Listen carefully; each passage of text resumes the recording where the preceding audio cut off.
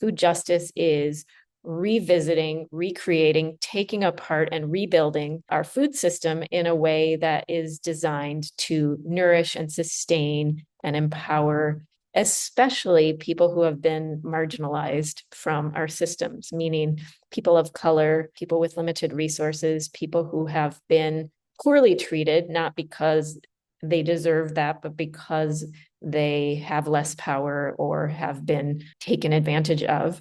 In my class, I teach about something called emergent strategy, where you start with yourself. You start small, and those changes that you make start to ripple out towards others as you connect with others and you teach others about why you're making those changes or why you believe that these things should happen.